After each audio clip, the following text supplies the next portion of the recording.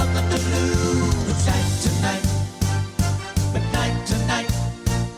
McKnight Tonight. Here comes McKnight Tonight. Welcome to McKnight Tonight. Here's Rob McKnight. Hello and welcome to a brand new week of McKnight Tonight, except it's a bit of a trickster week because I'm not actually here live like I usually am. This is a recording. If you are seeing this, it means I'm busy. Yes, this week I'm down in Sydney, and so I'm producing these best of specials, which I hope you can all watch together, do the commentary, get the community together. So that's what we're doing this week. This is our second best of special, and you'll see your hot topics, you'll see interviews, back-end quickie, Rob's rant, and tonight I'll be going into the archives and showing you my appearance on the afternoon show. Now, people who are subscribed to the YouTube channel, they would know if you took part in our discussion. I think I once told them the secrets of recording that afternoon show and the view I had of the female floor manager while I was recording that. Maybe I'll do that at the, for those that are new, if you're a subscribed member, a paid member of the YouTube channel, maybe I'll tell that story again. It's a bit weird. All right, there's plenty to get into tonight. Keep your comments coming. I will be looking at them, and share the community with everyone else. All right, let's get into it. Here comes McKnight Tonight. Let's get into our hot topics.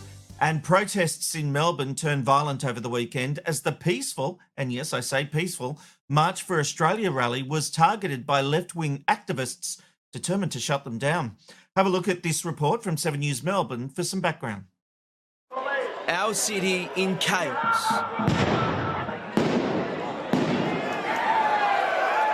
As police are pushed to their limits to disperse violent counter-protesters.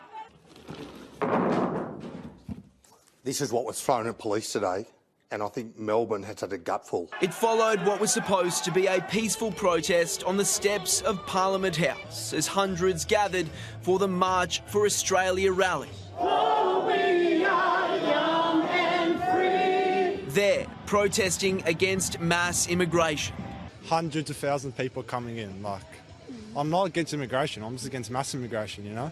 For the kids, I just fear for their future. The March for Australia group, they were peaceful. Another group hunting them down, met by barricades at every turn. But tensions boiled over, their anger turning towards police. Hundreds of officers were pushed to their limits to protect the city and themselves. You know, we deployed force against these people, and rightly so. Officers were forced to use 50 rounds of pepper spray, 4 flashbangs, 2 stinger balls, and even rubber bullets. 2 police officers were hospitalised. I have a sergeant, a female sergeant, who went to hospital with a suspected broken hand because she was kicked at. I have a member with a nasty gash on his leg. The city burning left police fuming. That's not a small rock. We had our port members who come out with their riot gear and their shields. These rocks were cracking some of those shields today. So they're being thrown with force. They're being thrown with the view to harm our members. It's absolutely outrageous, isn't it? Let's be clear about this. So despite previous associations with neo-Nazi groups, the people taking part in this March for Australia rally were peaceful. They've gotten rid of the neo-Nazis, they've weeded them out, and this is grassroots people. When these rallies first came, I said be careful because the neo-Nazis were involved, but the whole point, and people said anyone who attends these rallies are racist. No, there were Australians, just ordinary Aussies, who just wanted to show their support for the country. Now they're trying to do that peacefully. Their whole thing was about peace, and it's left-wing activists that are causing the commotion. Even that police commander made the point.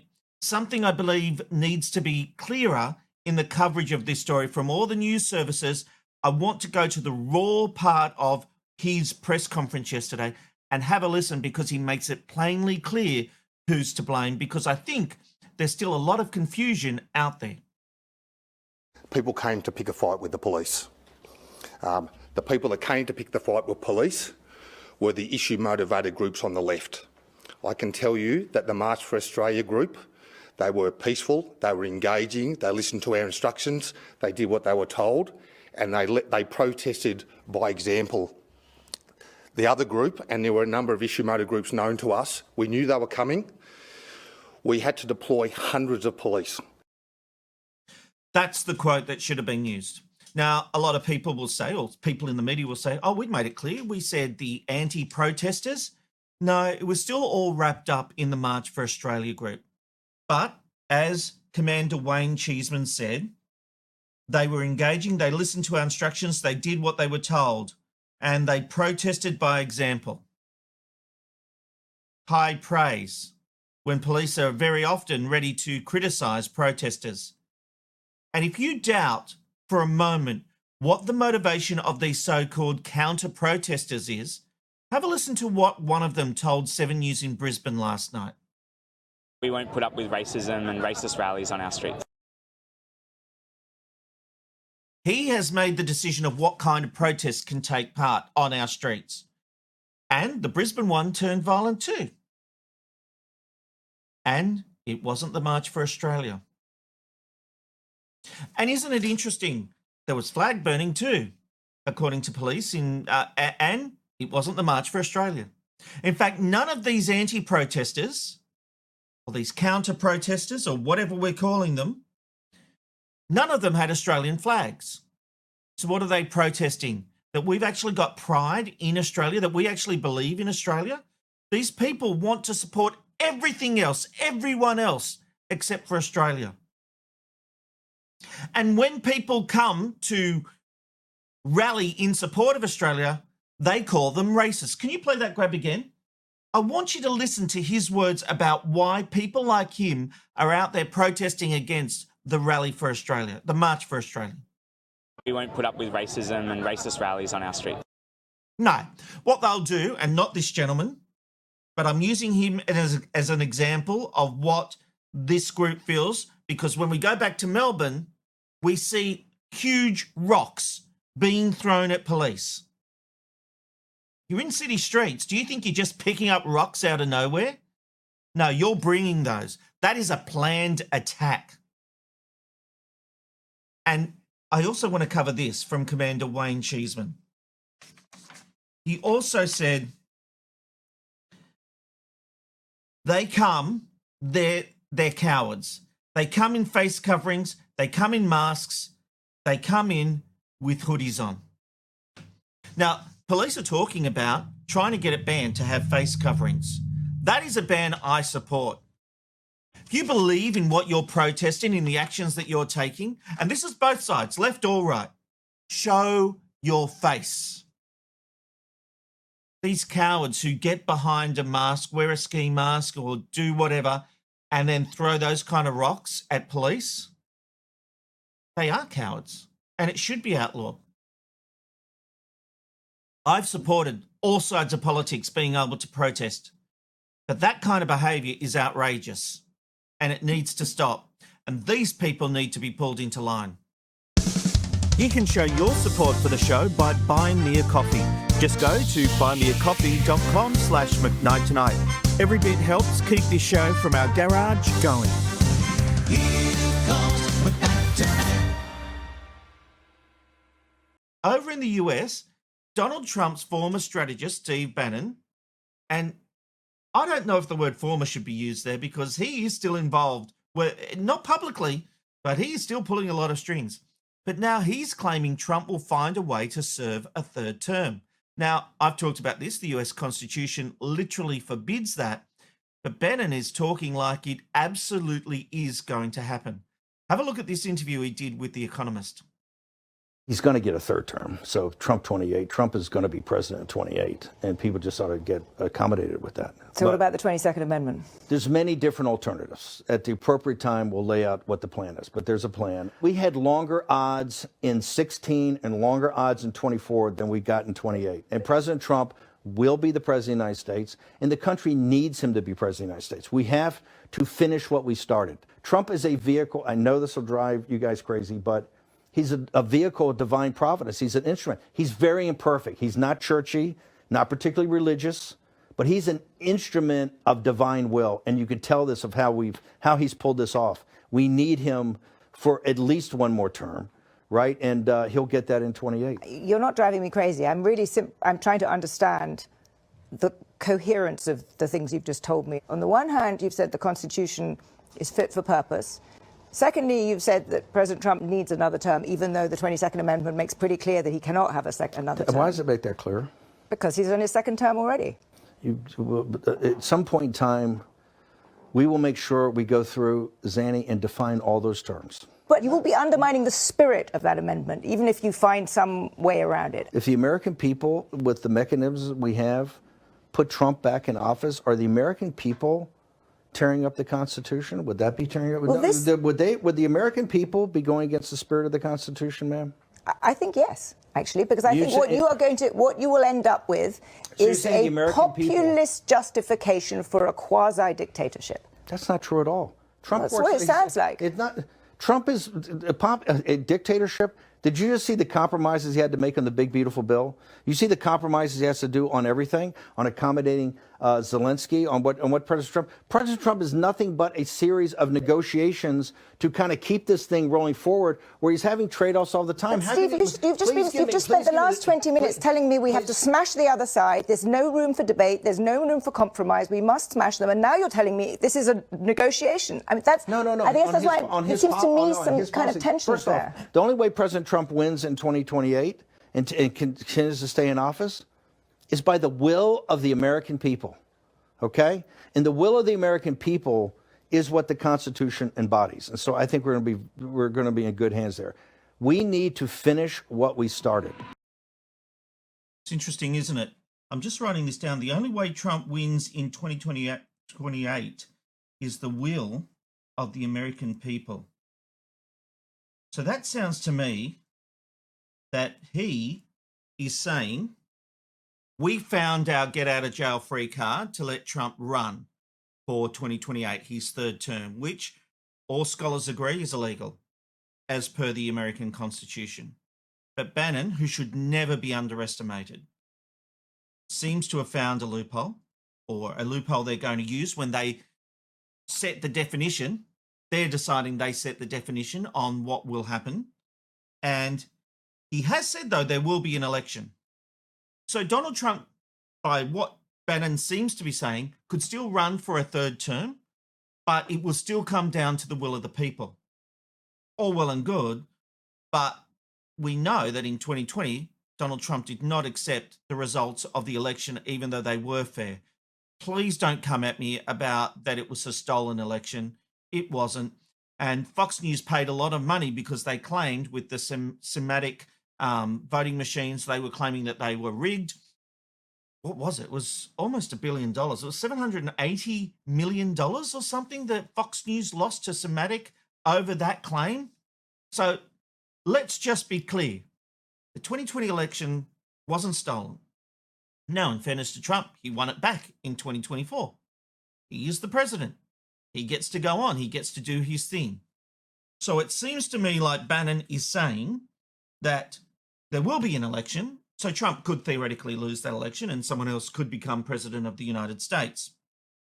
But I get scared when I hear that Trump is a vehicle of divine prominence. You know, someone asked me in the comments section of one of my videos, how dare you call Trump a liar? What has he ever lied about? I mean, come on. Whether you support him or not, you've got to agree he's a liar. Everything can be fact-checked, usually in real time, about what he says. Can he do some good because he can cut through the crap? Yeah, he can. But he is a liar. And he's about the art of the deal. And when I said he's a liar, and when I have said he's a liar, I do say he stands by his word when he does a deal.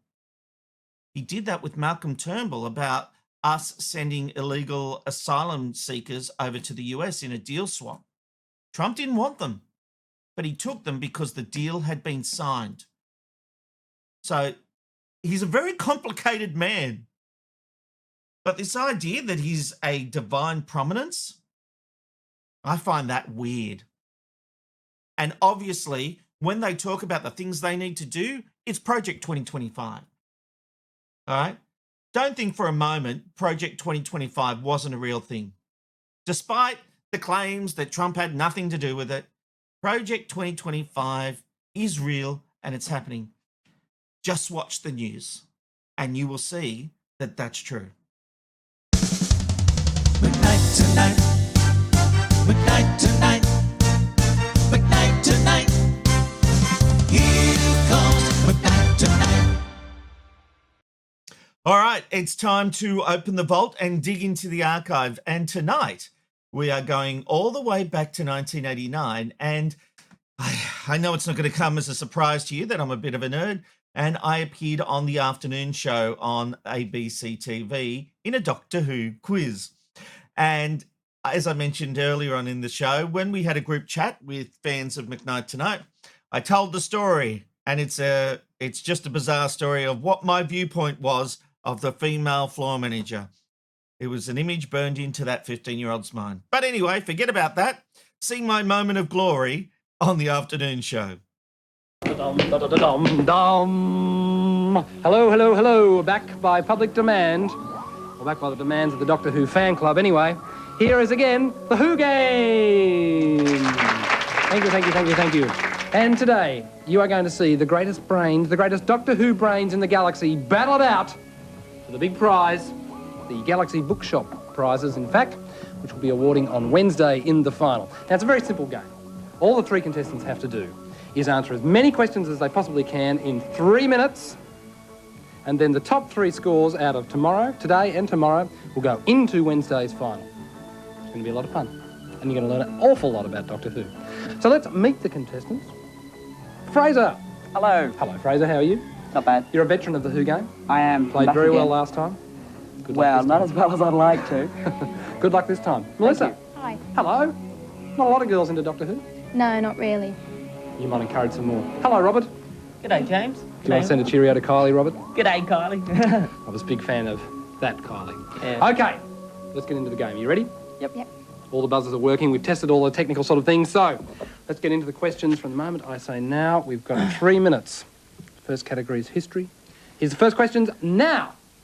At the end of which story did the Doctor regenerate for the first time? Robert. The 10th planet. The 10th planet is absolutely correct. Well done. During what historical event did the Doctor meet Jamie? Fraser. The Battle of Kildowen. Oh, probably not pronounced correctly. In Scotland. I don't think we'll grant that. It wasn't pronounced correctly. Sorry. Who was the first person of the Doctor's own race that he met on his travels? Fraser. The Meddling Monk. The Meddling Monk. Absolutely correct. Well done. What game did the Doctor play in the Celestial Toy Room?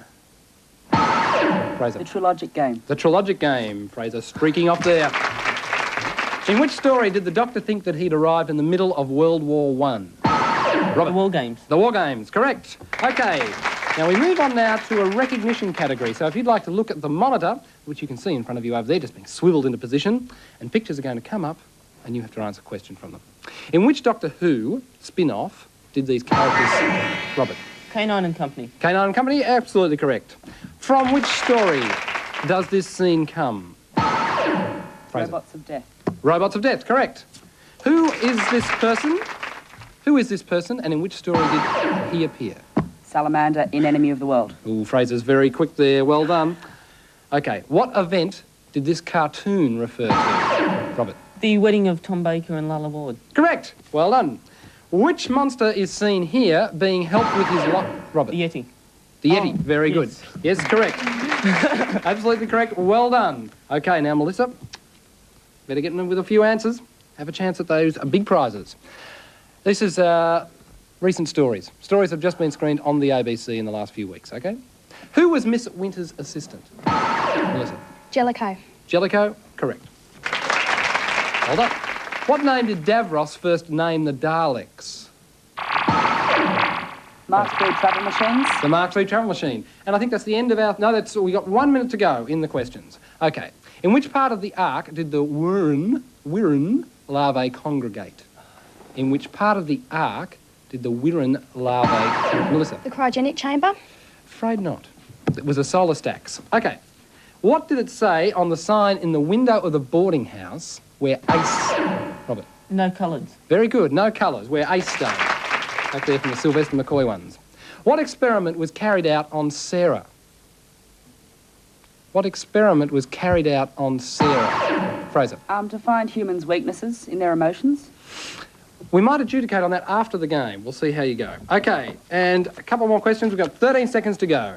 What was the first story to be made and transmitted in colour?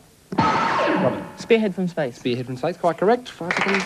Who was the director of the first ever Doctor Who story? And that's time up. Who was the director of the first ever Doctor Who story? It was Waris Hussein. Well done, fellas. Thank you. Woo. Thank you. That was pretty tough, wasn't it? Yeah. The questions just kept on coming. How did you cope with the pressure? Not too bad? All right. Well, we've got the scores. We've computed it. Fraser, 6. Melissa, 1. Robert, victory with 7. Thank you. Well done, Robert. Congratulations. Well, Robert will be going through to the final on Wednesday, and somebody else will be as well. That'll be the winner of tomorrow, and also the other highest score. So that'll be the highest runner-up will go through to the final on Wednesday. Hope you've enjoyed the Who game. Now, enjoy an episode of Doctor Who.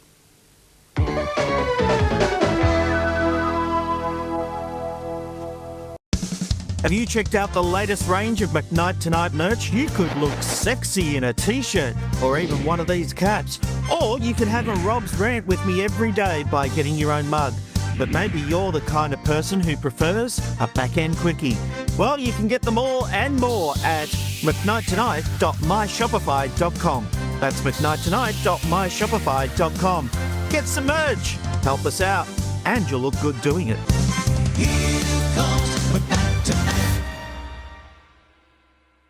All right, my guest tonight is a stand-up comedian who is also the voice of Bullwinkle from Rocky and Bullwinkle. Yeah, you know the character.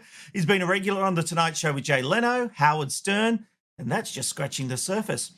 Basil certainly has had a remarkable career, but one thing's for sure, he certainly knows how to control a crowd. Anyone ever homeschooled? Homeschool! No! How about shut the up?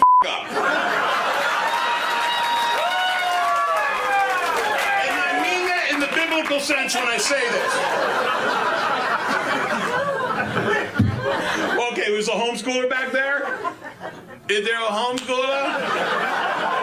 The I'm like, you sit over there with her, I swear to God. There's something about that just tickles my fancy. Basil, welcome to McKnight Tonight. I appreciate that. I was looking at my hair and I'm like, I have more mousse in my hair than Bullwinkle does, for God's sakes.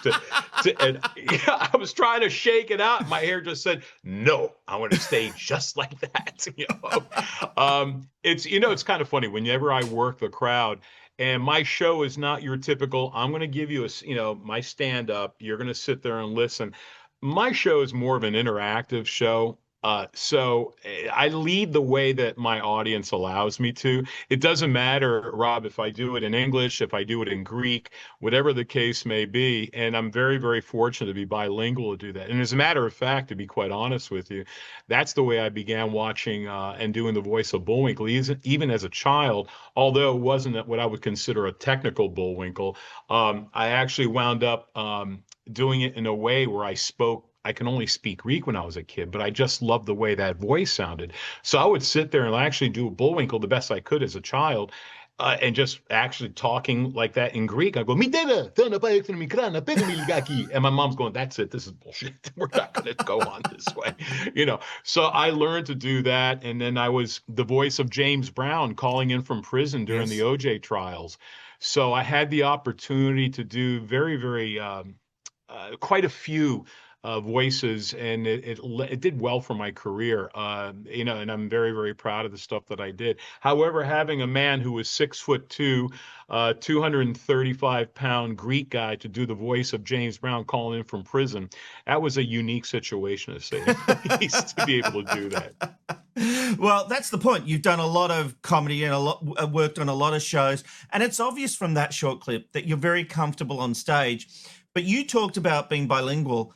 Yes. How is it different delivering a joke in Greek and in English? Is there a difference? Is the timing different, or is it just universal? The timing's timing. It doesn't really matter. You got to take the pulse of the audience, right? So it doesn't really matter that aspect. So it doesn't matter if I'm in Australia. It doesn't matter if I'm throughout Europe. It doesn't matter. And wherever I'm at, may it be in English or may it be in Greek, your timing's your timing, right? The problem is sometimes, because even though my first language is Greek, I still have that issue of sometimes mispronouncing various words. And it's okay, because I'm out of practice of speaking it all the time, living in America. However, as long as the audience can understand it, as long as they get into it, to me, it doesn't really matter, man. The material is different, but the character is always going to be the same. And to me, that's the beautiful part, is I maintain the same character. Well, I showed at the top, you are known for your quick wit when dealing with hecklers, but have you ever had a moment where the heckler actually won? And so, yeah, of course. Do you think I'm going to sit there and go, oh no, oh my God, I am a god amongst, mere mortals. No, yeah, of course. But the thing is, that's when you know that you have to take a step back and go, one for you. You got me. And as long as the audience is laughing, right? Absolutely. But you have to sit there and let the audience go, that Basil was pretty cool letting that guy have one. And I'll sit there. I said, all right. And next time, then I'll go back to him. Okay, wise ass, what do you got for me this time? So I make him and or her part of the show, that they are an integral part of that individual show. So yeah, of course, you're going to have people who are going to have a better line than me. I wish I could tell you that all the great lines were invented by me, but I think we all know that would be caca. All right, so, I mentioned that you have also been the voiceover for Bullwinkle J. Moose, of course. Yes. You've been doing that for a couple of decades now. What is it like? Just about. Bill Scott was the original voice. I know that. Yep. Yeah. So my job, as a matter of fact, one of the radio stations that I worked for in Cleveland, Ohio, WMMS, which at one time was the radio station in the U.S. And to me, it was always great to be able to work for them, because they would always keep you basically on key to actually go ahead and sit there and go, hey, you know what? We need you to do this voice and that voice and this voice. So one day when Buena Vista owned the rights to Bullwinkle, they were looking to go ahead and revamp the original Bullwinkle loops that were made. And sometimes you go, hey, Rock, watch me pull a rabbit out of my hat. Whatever the case was, the audio was sometimes not dubbed, because a lot of people don't know that there's a relationship between Rocky and Bullwinkle, Australia, and also Mexico City. To avoid the union costs, and there was a couple of other things that were involved, legal things that I didn't know about, they did a lot of the animation and audio tracks either here in Australia or in Mexico City. Really? So sometimes the actual loops that were made, where there'd be a blank, like a skip missing, there'll be something like, hey, Rocket, for sure, and my job was to go ahead, because I had the ability, I guess, to kind of fit in there, because for some odd reason, sometimes Bullwinkle would talk real quick like this. Oh, he'd be much more methodical like when he would talk. So I had the cadence down. So for me, it was kind of easy to be able to do. So I was very, very fortunate. And so whatever they needed me to do, I did. And then I'll do stuff for the actual theme parks, Universal theme parks, which now own the rights to it. Right.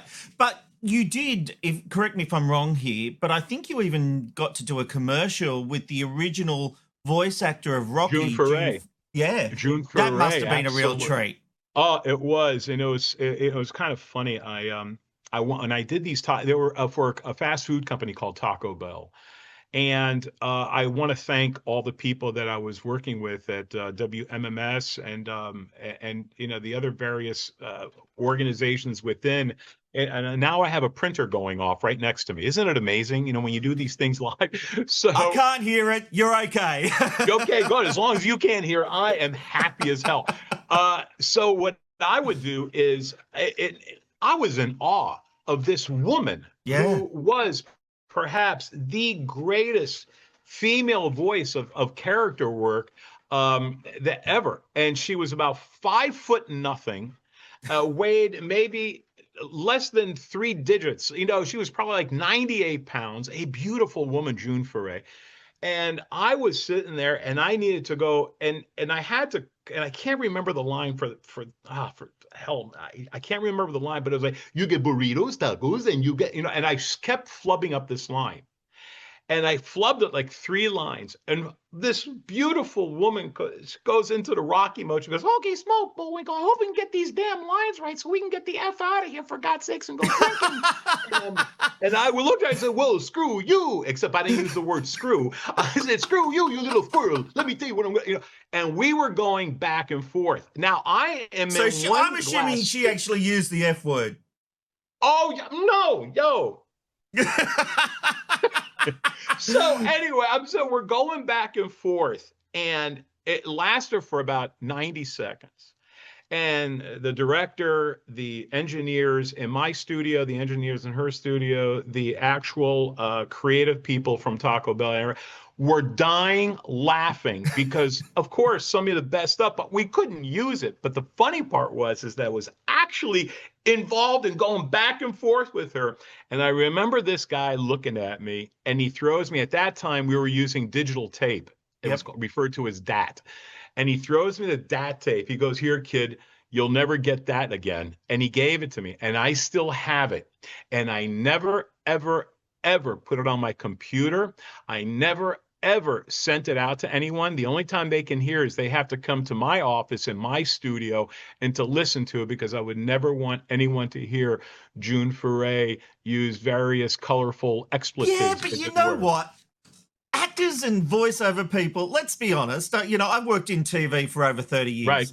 And the swearing that goes on behind the scenes, it is nothing. And, we start to revere these people. And someone like June Foray, you come in and you think, "Oh, how lovely," and she's older by this time. But of course she's worked in the business with some of the tough men. She's a broad who's had to look out, stand up to these guys. Of course she's dropping F-bombs. Of course she is. And the thing is, though, I didn't want to say, "Where did you get that from?" "Oh, Basil, that son of a..." I'm going to report him to the union, and then you're going to see what's going to happen. Yeah, I just kept it to myself. I'm one of those guys who can literally keep a great secret. And, because God knows I've seen people do bizarre things, and I maintain some decency, and I just won't do that. That's just the way I roll.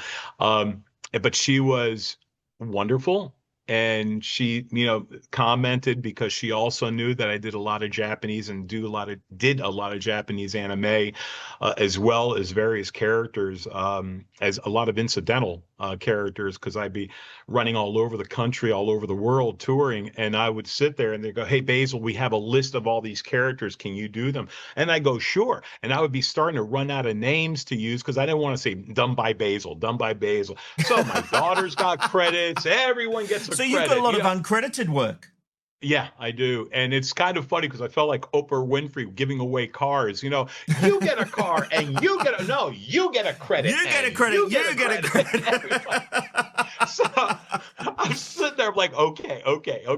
So I've been very, very blessed to be able to do that. But I've done some great voices. And, sometimes you forget. You do so many incidentals that you wind up forgetting. So I love doing that. And now we're working on a project that I developed that we had an opportunity to do about 6 years ago. Then this thing called COVID got in the way. It hurt everyone, COVID. From a working point of view, it killed us all. Right, it killed us all. It didn't really matter. However, the material I came up with was hysterical. I mean, some of the things that my wife told me, and and she was just like, "Listen, you got to be able to, do certain things around the house." And she wanted me to wash dishes, and I said, "You're out of your mind. Do you know who I am?" Do you know who I think I am?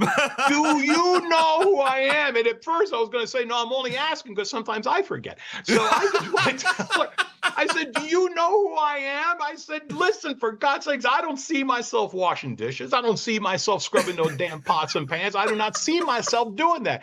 Rob, the next day, she puts a mirror in front of the sink. And I'm like, oh, I see myself. Oh, yeah, hell yeah. Okay. All right. Thank you very much, honey. I can't wait to do more of these. Okay.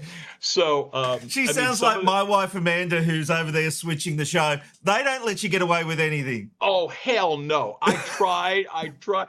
Told me rules that change. He goes, you got to spray when you're done using the bathroom. I said, are you, now it smells like I crapped a Christmas tree. And I'm sitting, I said, I am not going to be able to do this case anymore. I lost my mind.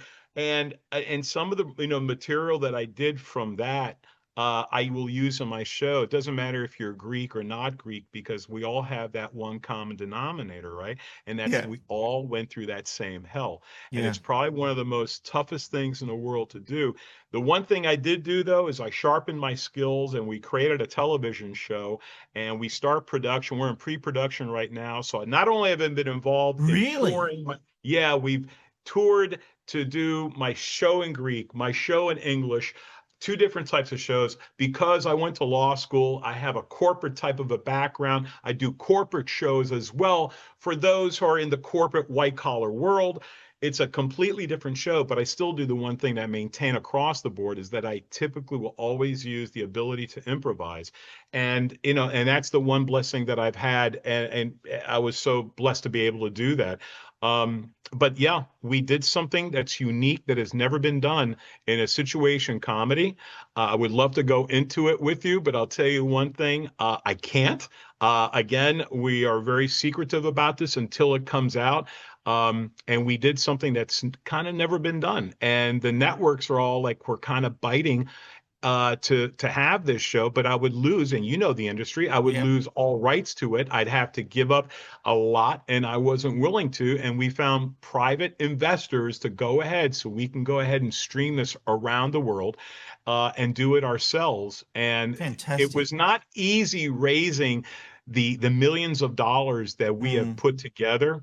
And it was kind of funny because, I do have a little bit of a legal background, and my attorney was like, what do you want to call this? And what do we need? Because we need different accounts for this. And he goes, you've been one of the first entertainers that really has taken the reins of controlling this show. Listen, no one's going to give a crap about you except for you.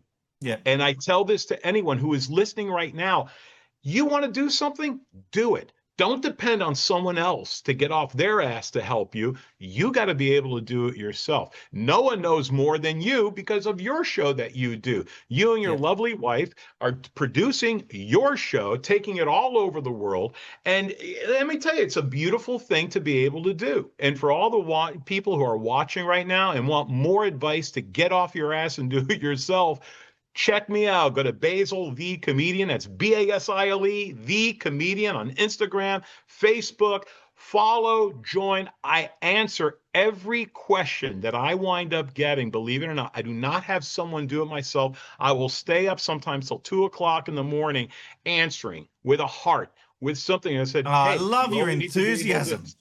I love it. Now, we've got this website address here, basillive.com, because you are touring Australia at the moment, not for much longer.